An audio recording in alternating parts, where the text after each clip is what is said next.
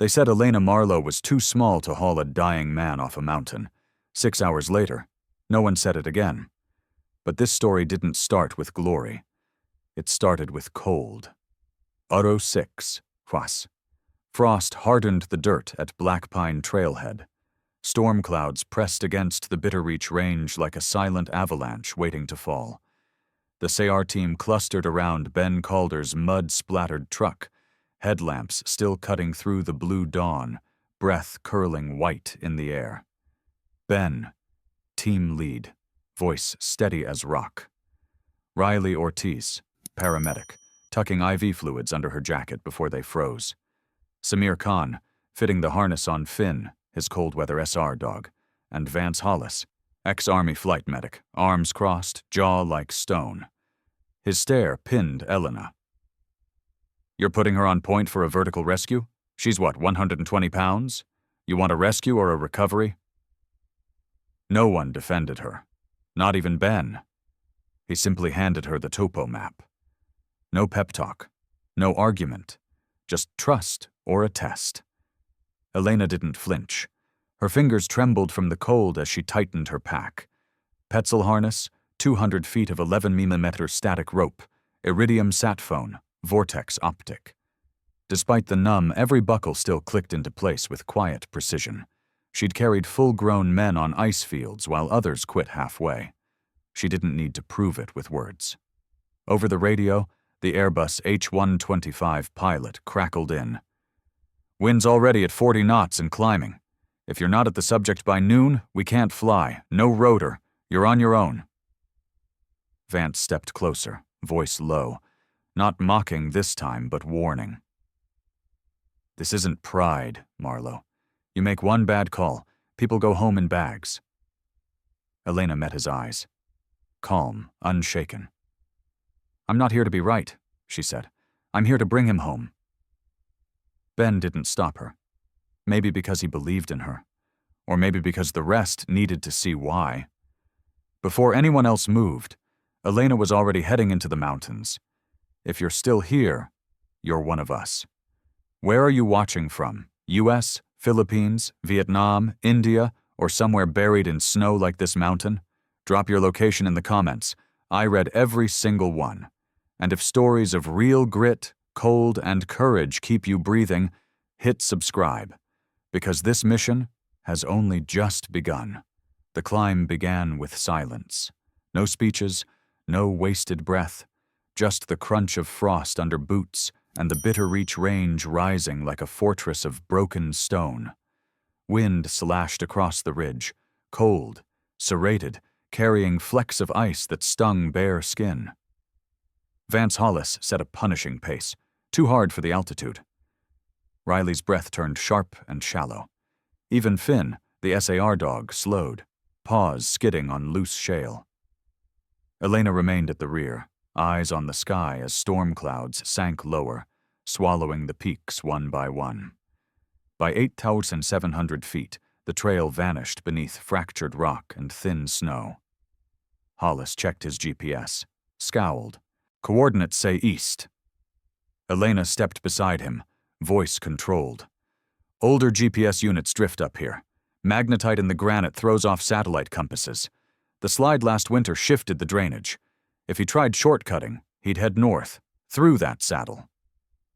She pointed toward a narrow fracture between two granite towers, barely visible in the mist. Hollis frowned. "You want me to throw out satellite data for a gut feeling?" Ben didn't side with either of them. "We follow Hollis. 12 minutes.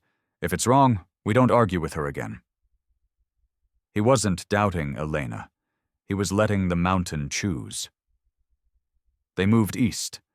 12 minutes later, the earth vanished beneath their boots. A sheer wall of granite. No route up. No way around. Just a dead end swallowing their time. Hollis stayed frozen, jaw clenched. No excuses left. Ben didn't say "I told you so."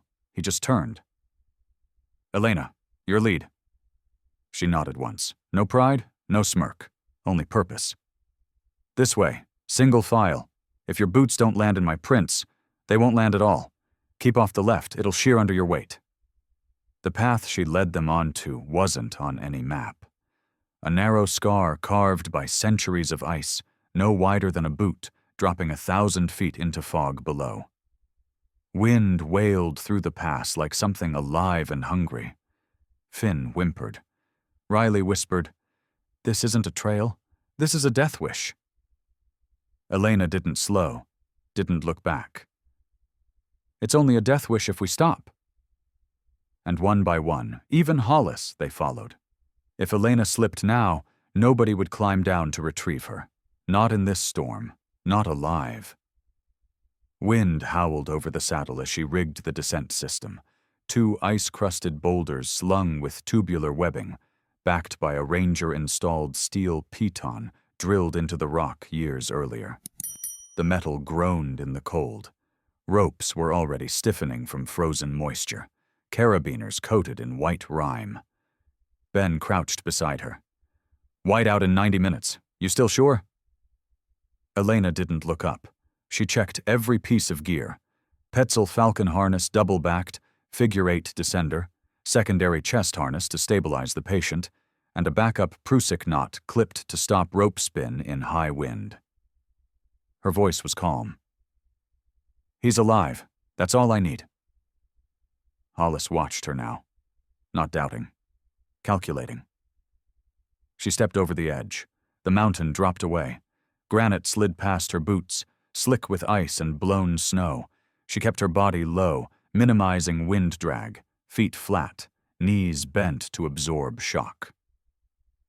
The rope hissed through the descender, vibrating under the crosswind, but the Prusik held tension, preventing any swing into the wall.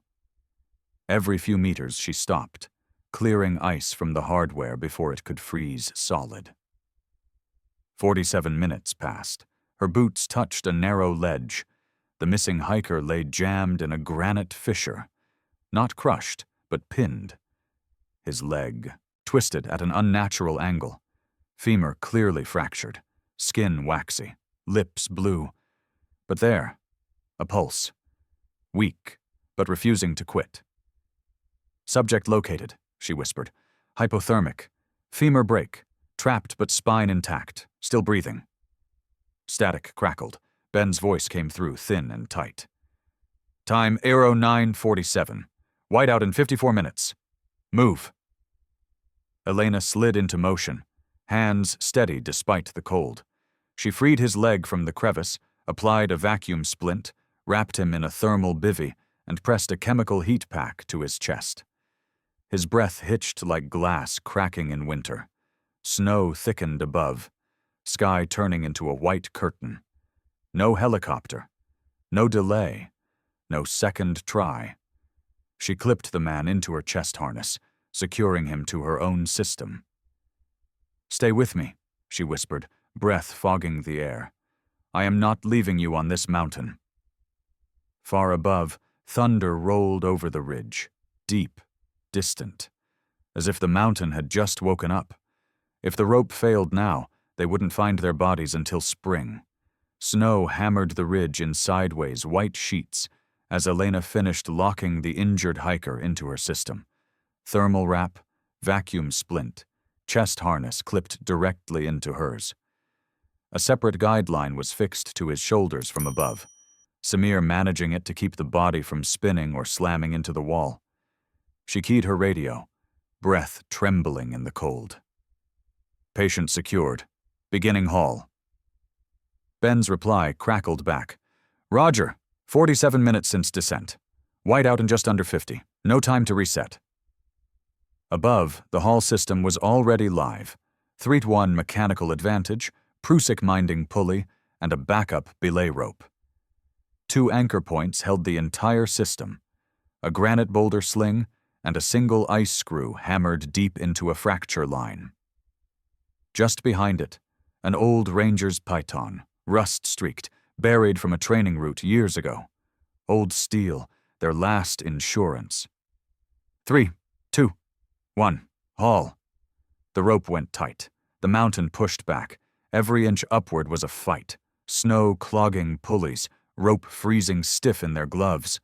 Elena guided the hiker with her hips and harness, boots scraping against ice-glazed stone. The guideline from above kept his body aligned, but every gust threatened to whip them sideways. Then, crack! A slab of granite, heavy with ice, tore from the wall. It ripped away the secondary boulder anchor. The line jerked. Riley slipped, her boot skidding into open air, until Hollis lunged and hooked a hand into her harness, dragging her back. Now only 2 pieces of metal held them to the mountain, one ice screw biting into thinning rock, one rusted piton groaning like a living thing. Ben's voice, low, razor sharp. "Elena, one anchor's failing. That piton gives— We're done!" Wind screamed around them. 49 minutes to whiteout. Elena didn't look up, didn't look down, just tightened her grip on the rope burned raw, through her gloves. "Then nobody lets go," she said quietly. "Keep hauling." Hand over frozen hand, rope cutting skin, breath burning in their lungs.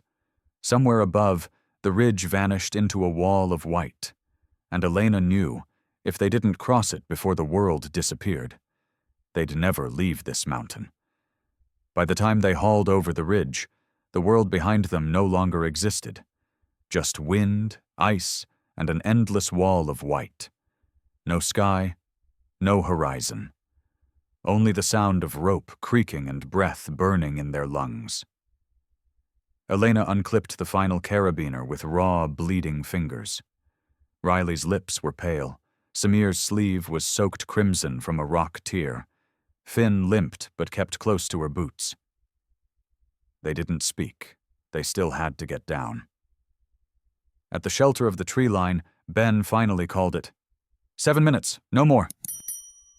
Riley pushed warm fluids into the hiker's IV. Samir cleaned his torn arm with shaking hands. Elena tightened her bootlaces, frost-bloated ankles protesting every move. She didn't sit. She just leaned against a pine trunk, breathing, eyes locked on the storm above like it might reach down and drag them back. Then, move. Step. Breath. Step. The descent took twice as long as planned. No helicopter evac, 0 visibility, 1 unconscious man clipped to her chest harness. Feet numb, hands blistered under frozen rope. By 2010, headlamps cut through the dark. By 2026, they staggered into Blackpine Trailhead, soaked, half frozen, but standing. The ambulance was already waiting. Rear doors open, heater blasting. ER medics rushed forward, taking over the stretcher, shouting vitals, lifting him into the warmth. 2030, doors slammed shut. Red lights bled across the snow as the van disappeared toward St. Helena Trauma Center. Silence. Vance Hollis stepped toward Elena. No sarcasm now, just something like respect. "County's building a high-angle rescue unit. Terrain, anchors, survival under pressure. They asked if I knew someone who could teach." He hesitated. "I gave them your name." Elena didn't answer. Snowflakes melted against her skin. Somewhere beyond the ridge, wind screamed like the mountain remembered her. Ben stood beside her. "You did good, Marlowe." She looked at the Bitterreach Range, jagged and indifferent. "They don't have to believe in me," she said quietly. "They just have to follow. Because mountains aren't conquered. They don't care who you are or what you've lost. You don't beat them. You endure them. And if you're strong enough, you walk away." Elena turned toward the dark pines. Behind her, the storm was already covering their footprints. Tomorrow, she would climb again.